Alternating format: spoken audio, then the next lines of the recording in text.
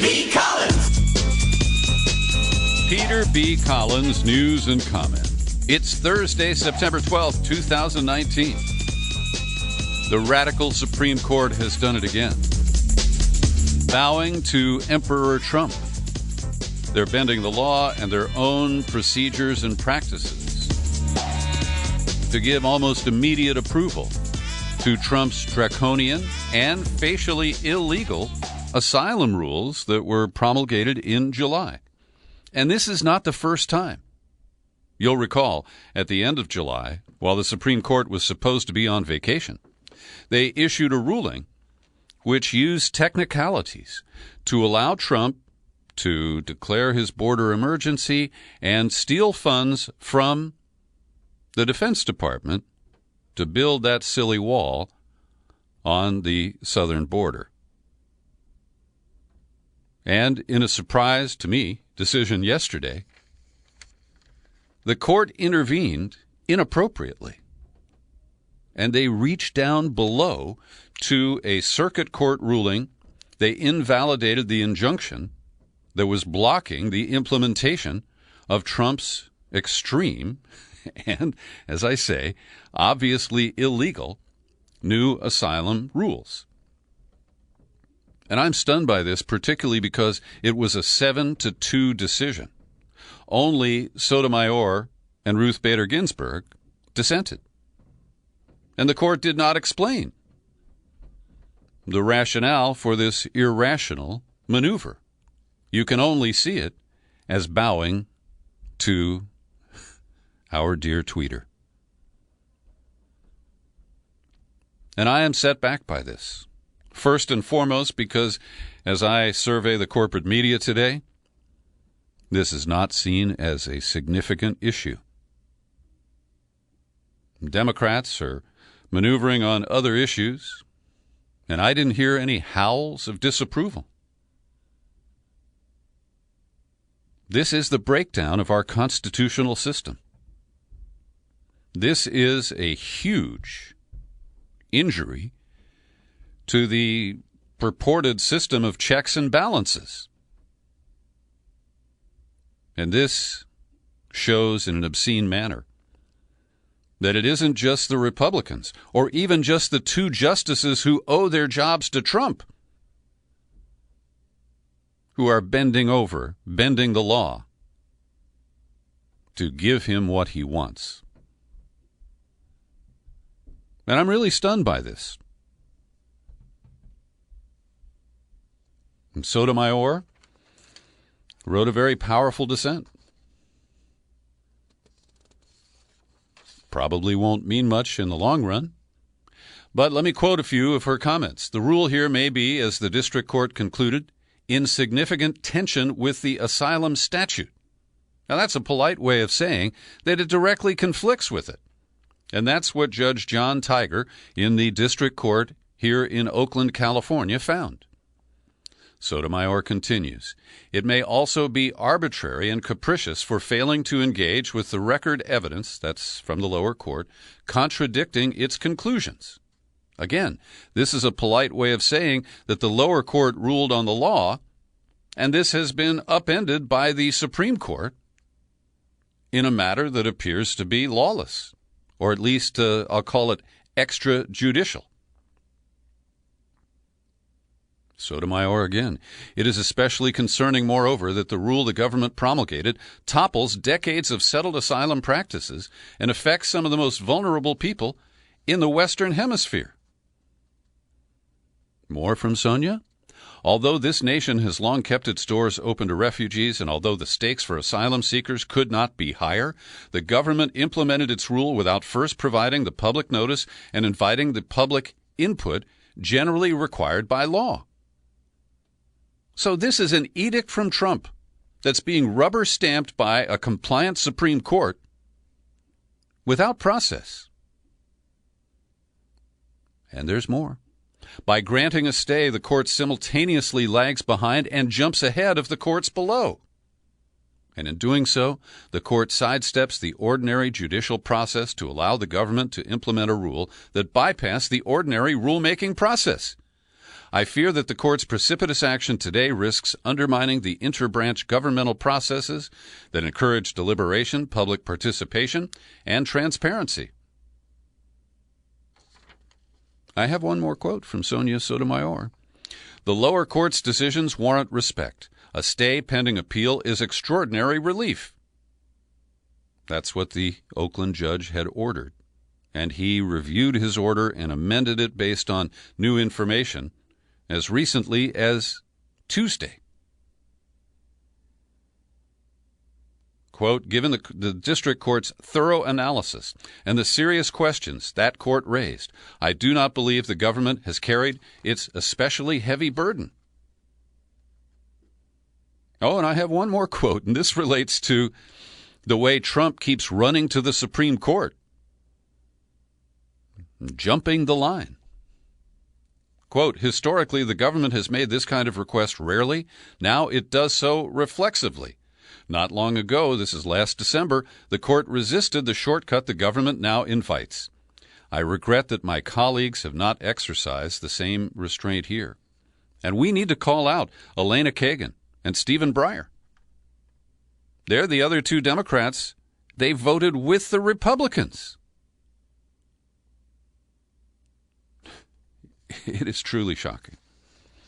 Now, I've occasionally quoted court watcher Ian Millhiser on this podcast, and this is fascinating, and I have to give Ian credit. He is a court watcher, and on Tuesday, he sent me a column that was published in Vox. The headline reads, Trump's asylum ban may be a loyalty test for the Supreme Court. And it gets into some of the weeds, if you will, about legal theories, precedents. But in the course of this, he zeroes in on Neil Gorsuch, who was the first person appointed by Trump to the Supreme Court. And Gorsuch has been promoting a legal concept which is called non-delegation. Okay?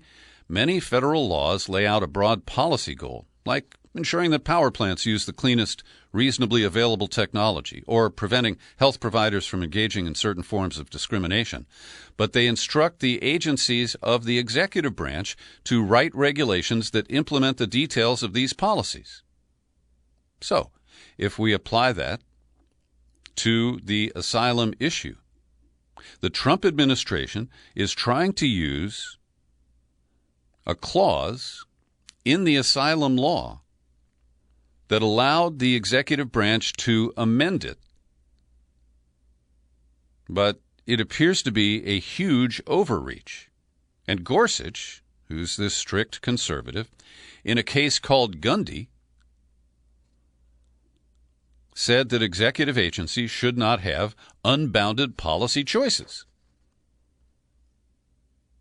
But he ignored his own philosophical argument and his own personal precedent on Gundy to turn around and genuflect to Trump in this decision yesterday. And again, Millhiser wrote this not knowing that the court would rule late on Wednesday, and he said this is a test of whether Gorsuch and the other Republican justices who signed on to Gorsuch's non-delegation project are willing to apply their principles neutrally when they cut against conservative goals. If they are, that at least means that the Supreme Court remains a court of law, where the same rules apply to Democrats and Republicans alike. Well, let me apply what we now know. They were not willing to apply their principles neutrally. And that means that the Supreme Court is no longer a court of law, where the same rules apply to Democrats and Republicans alike. This is very dangerous. And I hate to be repetitious here, but am I the only one you're hearing today who cares about this, who sees it as a dark and defining moment? I hope not. Now, one of the people who has helped formulate these draconian policies, working in the White House alongside Stephen Miller, is a guy who has now been nominated to a lifetime appointment on a federal appeals court. And as the Republicans packed the courts with younger, white, male judges, Stephen Menashe really stands out. And what was remarkable, in the confirmation hearing yesterday before the Senate Judiciary Committee, he was being peppered with questions by Republicans, including John Kennedy of Louisiana, who was deeply dissatisfied with the dodges that Menashe was serving up. And at one point, I saw this on TV, and I think it was Dick Durbin, but it may have been another Democrat, who asked a question about whether Menashe had worked on the asylum policy that was announced in July, the separation of parents and children, and the cutbacks in the quotas for refugees allowed in the country. And he said that he was not able to answer the question, that these were confidential matters that he worked on in the White House. And then get this, Trump's best buddy, Lindsey Graham, who chairs the Senate Judiciary Committee, lowered the boom on Menashe. He said, look, this is not an unfair question. Did you work on the subject matter? I'm not asking you to talk about what you did in terms of legal advice. I'm asking, did you work on the topic? Now, I hope this will derail his confirmation. When I was watching the video last night, I was hoping that, and this is a dream, that Lindsey Graham was just going to say, okay, I'm done. I move to vote against your confirmation. Let's hold the vote right now. I can dream, can't I? And now we learn, and I credit BuzzFeed News, which took a break from its stupid celebrity listicles, to expose that on the southern border, Laredo, Texas, they have now set up courts in tents to hear the cases en masse of thousands of asylum seekers forced to return to Mexico under this Trump policy that has now been rubber stamped. At least, the court said, by the way, and I didn't mention this, I should have, that they have scheduled a hearing on the matter for December. But they're giving Trump a headlong run, a running start that will be very difficult and unlikely to be reversed. So anyway, back to Laredo, Texas. They are holding these asylum hearings in a tent. The judges appear by video, and it is not a public hearing. Members of the public, attorneys who are not assigned to a specific case, are excluded from these hearings. And this is just another setback in the rule of law, the application of it in some form of a transparent manner. And this article also explains that asylum seekers who have been trapped in Mexico have reported being assaulted, kidnapped, extorted, while being forced to wait for their hearings in that tent with a judge who is somewhere else appearing on video. This is so low. It is so un-American. And the silence is largely pretty stunning. I will say that the Democrats did a good job yesterday of refuting the claims that the Trump administration doesn't have a policy to end the special status of young people who've been admitted to the United States and allowed to stay here because they have life-threatening medical conditions. But we still have no answers on what the actual policy is, and they trotted out a lawyer who just stonewalled the hell out of them. At one point, they asked him, and he said, well, I can't answer that question. And they said, well, do you know the answer? We can tell you're not going to answer it, but do you know it? And he said, well, I don't know everything. I mean, the obvious obstruction to any oversight that this administration is providing is we have reached a point of breakdown in our government, and I don't think that it's out of line to talk about the need for revolution. because with Congress stymied, the White House out of control, the courts rubber stamping the edicts of a lunatic president, well, what we need is impeachment. But I don't have any confidence in the moves that were made today by the House Judiciary Committee and its chair, Jerry Nadler of New York. They did pass rules that enable them to call certain hearings impeachment inquiry. Nadler said he's tired of arguing over the language of whether it's an impeachment inquiry or not. But fundamentally, the Democrats are not united on this. Nancy Pelosi still believes that avoiding impeachment might enable her to keep her majority next year, and that is not at all guaranteed. And so today, I had a fascinating conversation with my old lefty pal, David Swanson. And he got my attention yesterday by distributing a post on his blog about why he has changed his position. And in our conversation today, I'm releasing the interview to all my subscribers today. Swanson says, look, I supported impeachment before Trump was sworn in, based on the emoluments clause. I helped generate 1 million signatures for Roots Action calling for impeachment. But he said the way Nadler is operating and that he is going to use Russiagate as the pivotal arguments for impeachment, David Swanson thinks that's not a good idea. He thinks it's bad for Democrats, bad for the country, bad for the world, and he even makes the argument that it's bad for impeachment. Here's an excerpt from my conversation with David Swanson. And, I too think that Michael Cohen's accusation is of an impeachable offense, and so does Gerald Nadler. But I think it is one where you could plausibly say, well, we actually need an investigation to make absolutely certain it's true.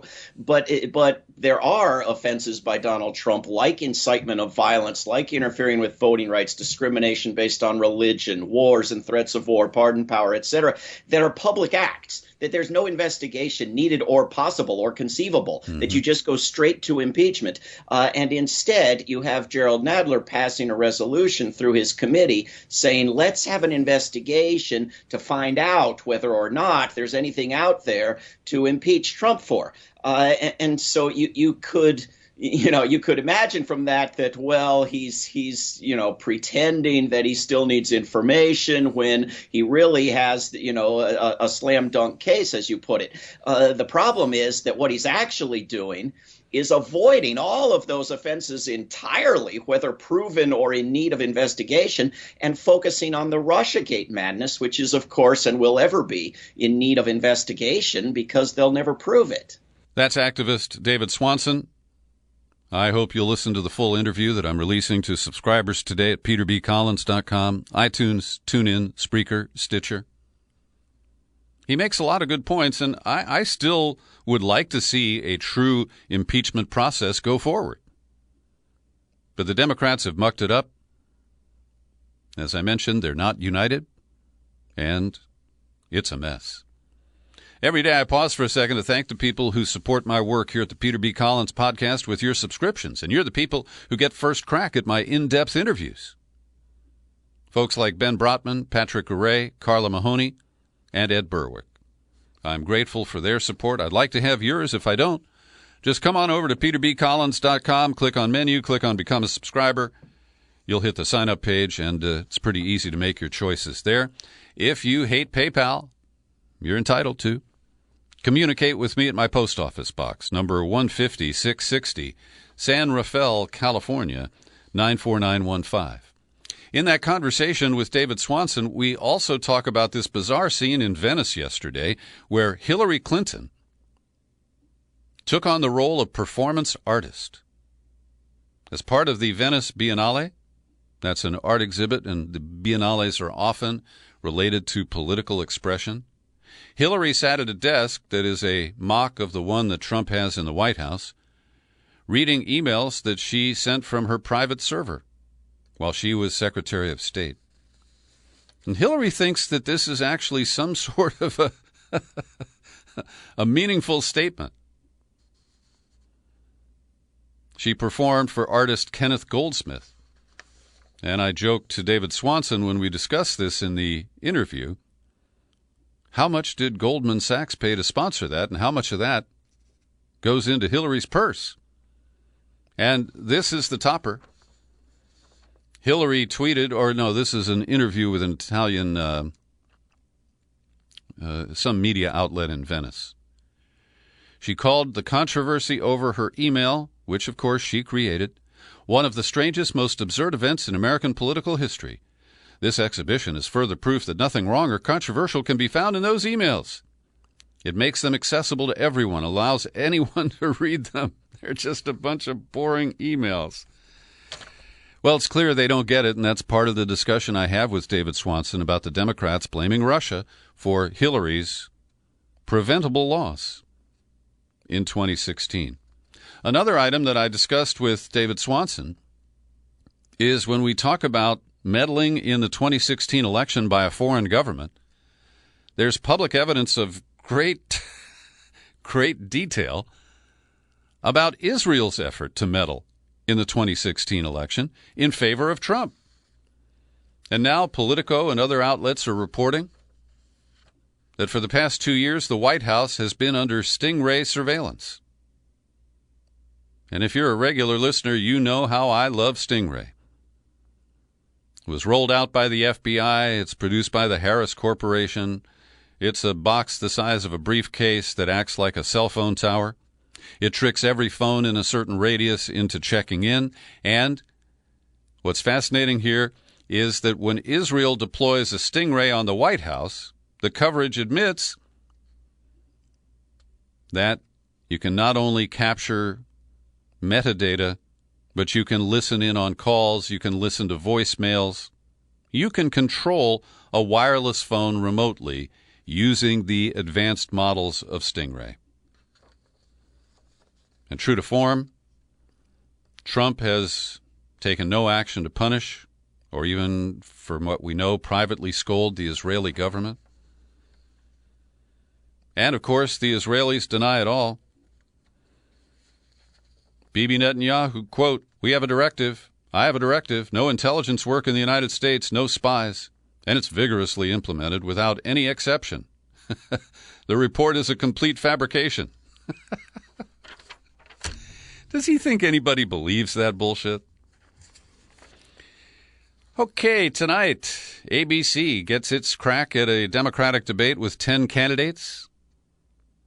And I don't know who the anchors will be who quiz the candidates. So I'll just have to watch like everybody else. But my old buddy, Peter Van Buren, who got bounced from the State Department while Hillary was running it, he's kind of really evolved into a kind of a conservative curmudgeon. And at the American Conservative today, he posted 5 questions the media won't ask Biden in tonight's debate. Before I even go to Peter's, I want to mention the 6th that I would add. That is, they got to ask him about his son Hunter's involvement with that energy company in Ukraine, a deal that was brokered by Joe while he was vice president and busy interfering in the operations of the Ukrainian government. So the list from Van Buren is Joe housed the asthma, noting that Joe Biden got 5 student draft deferments during Vietnam. It wasn't bone spurs for him, it was asthma. And he and Trump can compare deferments, I guess. Number 2, can you explain your recent financial success? Joe's been raking in the cash for speeches, particularly to educational institutions. And honestly, I had not paid attention to this. He is cashing in not quite as much as Hillary did. The Bidens have made somewhere around $20 million since he left the White House, $15 million on a book deal.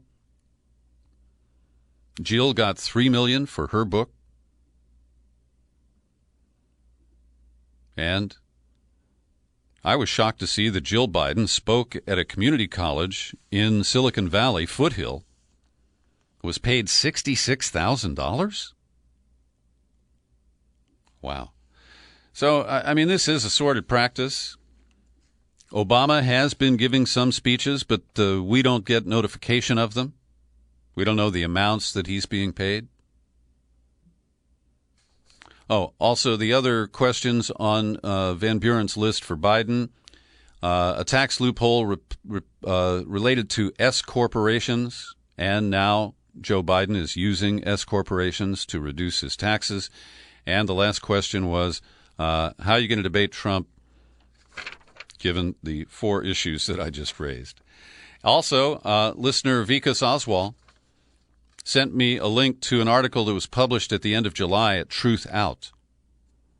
And the author, Jim Bronke, tries to get the truth out about Joe Biden and his machinations running the Senate Foreign Relations Committee back in 2002. He was the chair. And he held a secret hearing to examine the threats, responses, and regional considerations about Iraq. And he made a strong case for invading Iraq. He brought some Democrats along. And now he pretends that, I voted for it, but, I was not a big supporter. And he lies by saying that in short order, after we invaded, that he was against it. Will Biden be, called to answer these issues?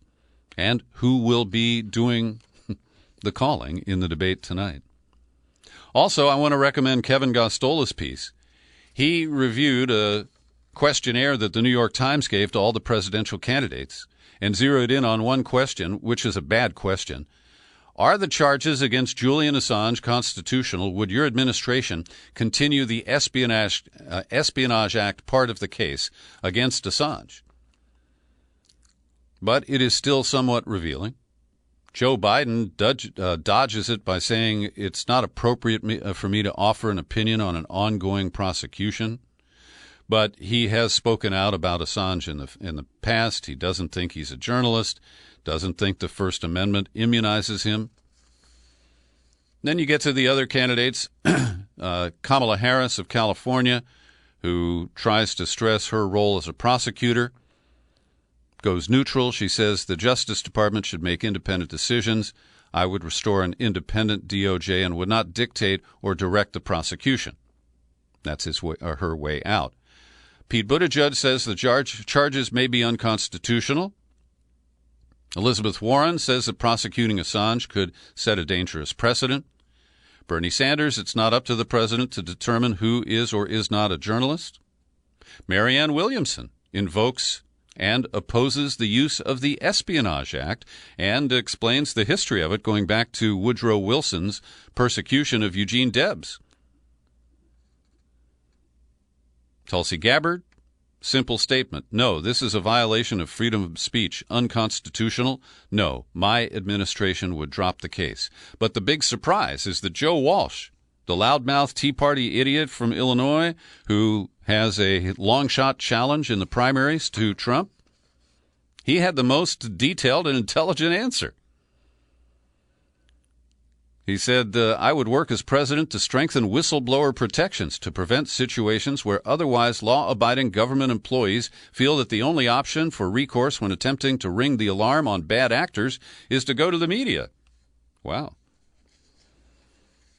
Yesterday, over at The Intercept, they had a couple of good articles related to 9/11, and they exposed more cables that had been suppressed about how the CIA tortured Khalid Sheikh Mohammed, and noting that it jeopardizes the case against him. And it's one reason that, 18 years after 9/11, the court proceedings continue to be stalled, the bizarre military commissions, they're trying to get them going again. There's a companion article, too, by Margot Williams yesterday at The Intercept. The FBI was deeply involved in CIA black site interrogations despite years of denials. They're both worth reading. But I want to use this to note that Rachel Maddow last night spent about 10 minutes with an NBC contributor who's promoting his podcast, and they talked around the issue. They talked about why don't they try Khalid Sheikh Mohammed and the others in federal court? It would have been over by now. And they used the case of the so-called 20th hijacker, Zacarias Moussaoui. But not a word about torture was mentioned by Rachel Maddow or her guest, Chuck Rosenberg, who used to be a top prosecutor at the Justice Department. And it is torture that taints the cases and that has created a lot of the hurdles that have led to this incredible delay in any kind of proceedings related to the accused 9/11 perpetrators. And just a brief mention while we're talking about torture, John Kiriakou is the former CIA officer who went to prison because he admitted that the CIA had tortured people even though he declined the opportunity when it was offered to him. And we want to credit John with accurately predicting back on June 12th that John Bolton would be fired. And also at Consortium News today, there's a great critique of the Guardian newspaper. Now, once upon a time, when Ed Snowden revealed his NSA files, the Guardian was a real feisty paper that stood up to government secrecy and published. And then the British government got to them. And in this critique written by Matt Kennard and Mark Curtis, they correctly show how once Alan Rudsberger left as the editor and was replaced by, I think her name is Catherine Vine, something like that, things really changed. And the reports from the government watchdogs in Britain note greater compliance by The Guardian. And my only criticism of this criticism is that they left out the issues, the yellow journalism practiced by The Guardian in the Novichok episode in Salisbury just a year or so ago. I want to credit my buddy Brad Friedman at the Brad blog, because when he watches election results, he pays attention, and he caught something that I didn't. Now, you know, there was a special election, and the Republicans won in North Carolina, District 9.